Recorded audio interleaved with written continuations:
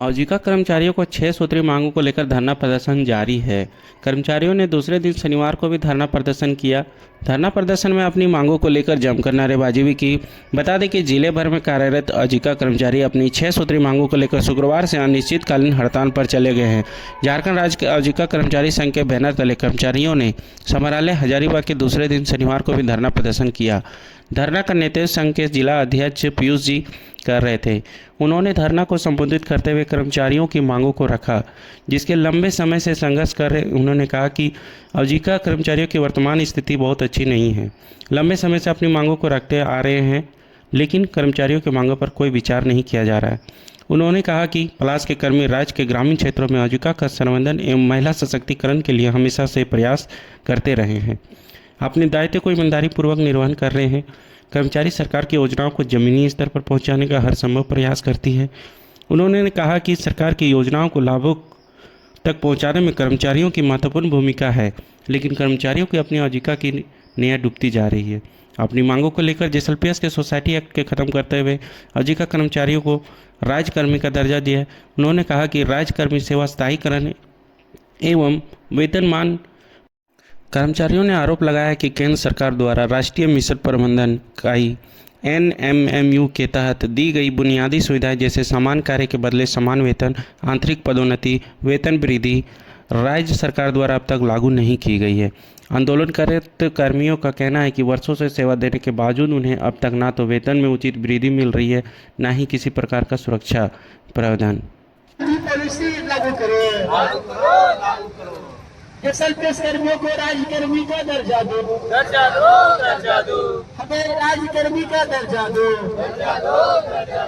NMMU HR policy लागू करो,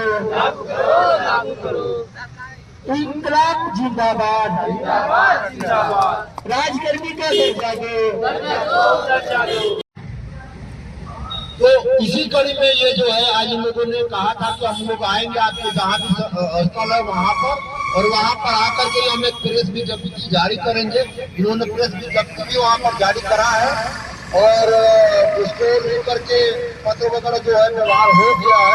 लेकिन हमने गुप्ता जी को इसी बात में एक बात बोल दिया था कि महोदय लास्ट टाइम में आपने अपने आवाज पर हम लोगों को आमंत्रित किया था, रांची आवाज पर एग्रीमेंट की बात भी कही गई है वेतन में।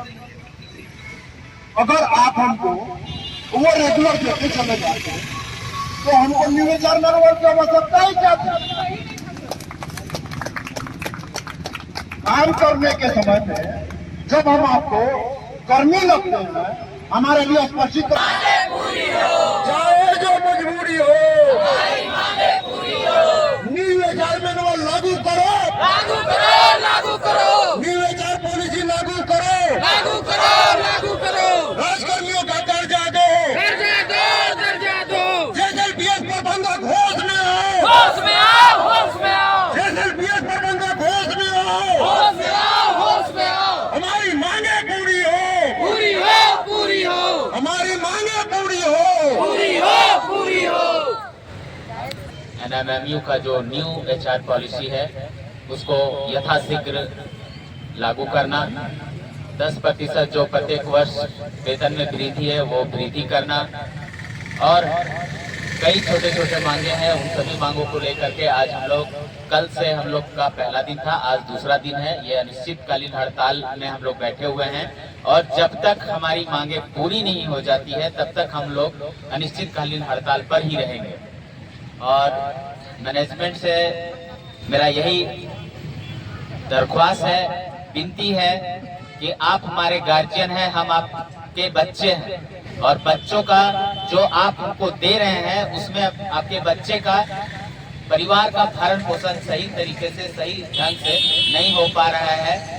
मैं आपसे कृतज्ञ विनती करता हूं कि इन सभी चीजों को लागू करें और हमारा सैलरी जो है उसमें बढ़ोतरी करें और ऑटो बोर्ड में सभी कुछ लागू करें, ताकि हम अपने परिवार का भरण पोषण सही तरीके से कर सकें और अपने बाल बच्चे का भविष्य के बारे में सोच सकें।